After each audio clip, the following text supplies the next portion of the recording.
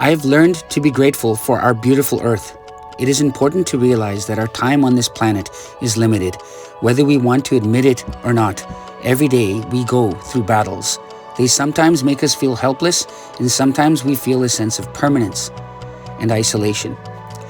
A good friend, sensei, life coach, and author Kris Wilder sent me a battle decal.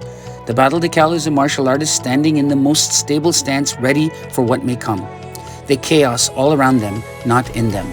Battle decals are a way to acknowledge that things are not always perfect, but the battle is still on. The battle decal isn't going to fix anything, but it recognizes the struggles that are often overlooked, yet it's important to say, I see you.